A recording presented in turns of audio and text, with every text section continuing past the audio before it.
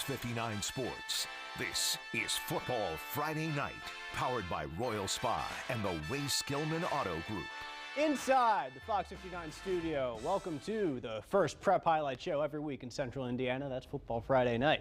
I'm Dave Griffiths. Week 4 of the season brings some good ones. Let's run down what's on tap, starting with an obvious choice, a pair of ranked teams, top-ranked teams, squaring off in a rivalry game.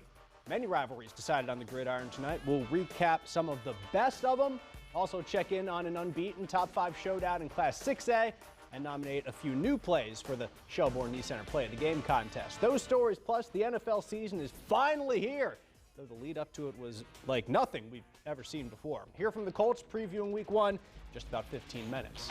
Number 1 in 3A Bishop CHATARD, number 1 in 5A Cathedral. Both unbeaten this young season, the top 2 programs in Indiana in the number of state titles won all time. This rivalry is truly one of the best the state has to offer. Catholics.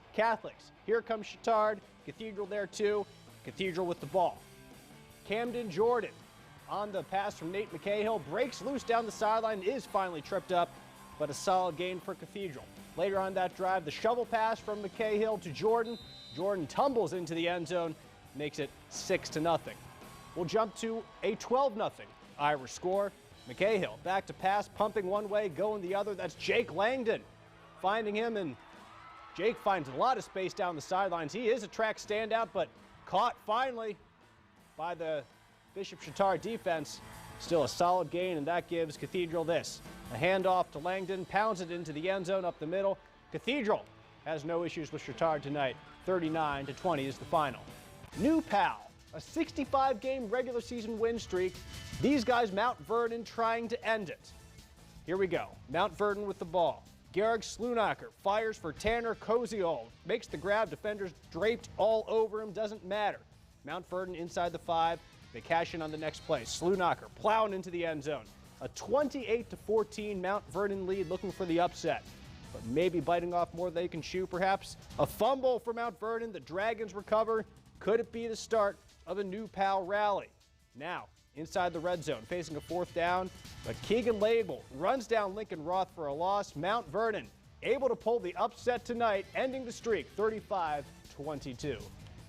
Flag at half staff, honoring those lost on 9/11 19 years ago, as GUERIN Catholic would host BREBEUF. Drake Hagerman back for BREBEUF and looking long. That's Brendan Petrie, wide open, and no one is going to catch Petrie. Way down the sideline for a touchdown, 6-0 lead. Now 12-0, GUERIN closing in on the end zone and getting there. Jaeger Albert off tackle for the touchdown, but BREBEUF was too strong just before the half. It's Hagerman on the play action, finds again a wide open Petrie for the score. 28-7, BREBEUF with the win. North Central and Lawrence North aren't exactly perennial MIC powers, but the Panthers and Wildcats are both undefeated so far this year and ranked in the top 5 of Class 6A rather. 3 wins, there's the 3, for each of them, and 0 losses. We'll pick it up 21-7 in the 3rd quarter. LN trying to make it interesting. Donovan McCulley to Ollie Richardson. Richardson spinning free and down at about the 5-yard line. From there, Richardson going to take it off the handoff and plow into the end zone. 21-14. Lawrence North still trailing. They would try to be catching up a bit later here in the second half. McCulley, though, sacked in the backfield. That's Muhammad Abdullah bringing him down. And North Central does enough tonight to get the W and stay unbeaten. 27-21 is the final. More MIC action. Tough test for Ben Davis. The home Giants coming out to face the top team in the state, 6A Center Grove. First possession goes to BD. Quarterback hit as he throws, picked off by Center Grove's Trey Clark. And the Trojans take over.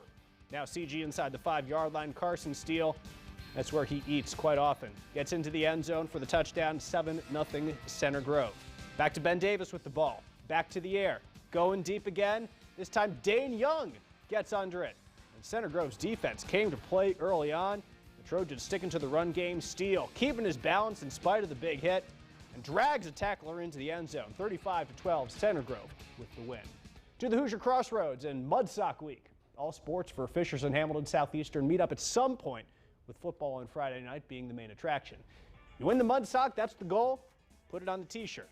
That's the prize. First quarter, John McCall for HSE going to call his own number. Hamilton Southeastern weaves into the end zone, taking the lead on Fishers 7-0. Lucas Pruitt trying to run too for the Tigers, but he's going to get sandwiched quite hard between three Royal defenders. That was a 3 and out there. Fishers, though, would find some offense here. Carson Dunn down the sideline, breaking free, trying to cut back, but is eventually chased down deep in Hamilton Southeastern territory. A few plays later, Pruitt sneaks in for 7 to tie the game up, but Hamilton Southeastern strong late, 21-9. The Royals win the Mudsock rivalry. Now we go to Ben Davis taking on Avon. First half action. Isaiah Street busts up the middle for the block of the punt. Brownsburg gets 2. They're up 19-14 at the half. Third quarter, Brandon Burks for the Dogs, pounding it in. Make it 26-14, 2 touchdowns for Burks tonight. Avon trying to catch up in the fourth quarter. Henry Hessen is a D1 recruit, 33-22 after he waltzes in on that touchdown. But then the Caleb Marcus show, breaking free twice in the fourth quarter for touchdowns. Marcus had 3 on the ground tonight, and Brownsburg pulls away 47-29. Senior night at Noblesville. Miller's Band honored pregame too. Hosting Westfield, and the visiting Shamrocks threatening here. Maximus Webster at quarterback, keeping it, bouncing it outside, and diving for the end zone. Give him 7 and an early Shamrock lead. Later in the first, again Westfield, again Webster, again keeping it. This time has to run over a few Miller defenders, but does get in again. It's 14-0. Hey, Webster can hurl the ball too. We go to the second quarter, firing it out to Jack Wasserstrom. The catch, the dive, the touchdown. Westfield over Noblesville, 24-10. A few more scores tonight. Carmel in double overtime pulls out the 45-44 lead. Pike's 2-point conversion is not converted. That gives the Greyhounds the win. And Warren Central shuts out Lawrence Central 40-0. Moving on, 4A number 1 Mooresville cruises over Greenwood 41-13. And Heritage Christian in a top 10 battle in Class 2A tops Eastern Hancock 56-21.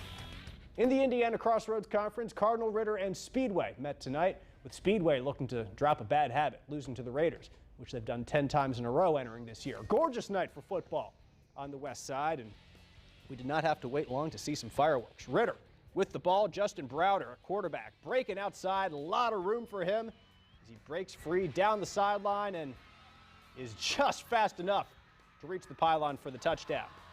Speedway gets nothing. The Raiders get the ball back again. Handoff this time, Gavin Crook.